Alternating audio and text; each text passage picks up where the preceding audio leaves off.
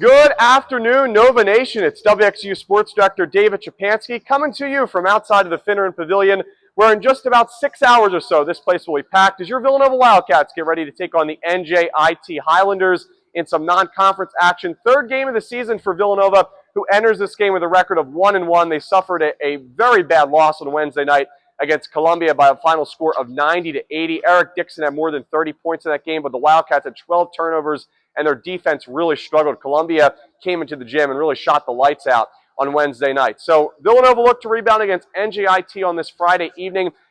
As I said earlier, Villanova 1-1. They won their season opener on Monday against Lafayette. And this has been a crazy week, right? Eric Dixon missed Monday's game, serving a one-game suspension. He was back on Wednesday. Will be back in there tonight. And the Wildcats desperately need a victory, right? NJIT, their favorite to win, or Villanova's favorite to win over NJIT by about 23, 24 points, depending on where you look. And the Highlanders, they lost their season opener on Monday to Penn by a final score of 58-57 in that game, and they really struggled offensively. Tyreek Francis is their top scorer. He averaged more than 14 points per game last season. He had 20 points in their one-point loss to Penn on Monday. But this is a team that really struggles offensively. Even when you look at their numbers last season, they had some offensive success, but they really struggled in conference play. They had more than 20 overall losses last season. So Villanova is expected to win this game. They have the talent advantage, and the Wildcats really just have to, provide a reason for Nova Nation to really kind of believe and have confidence again after a pretty poor loss on Wednesday, and hopefully the Wildcats can rebound. I think they will. Really the keys to the game for me, I'll keep it pretty short and simple. I think the Wildcats need to rebound well. They really just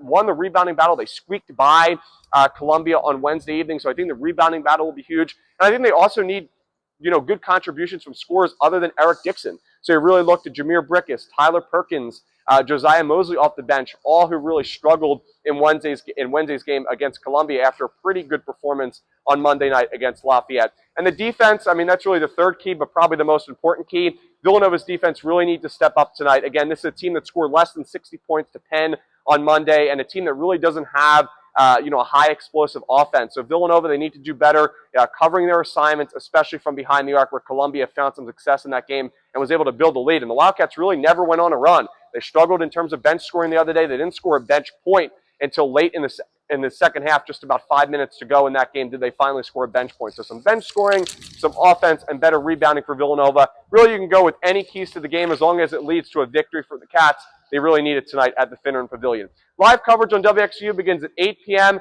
Tip-off from the Finn is at 8:30 p.m. So a late-night tip. We hope you can join us here on WXVU Student Radio. And as always, I'll have more coverage on my social media throughout the rest of the afternoon. Go Cats!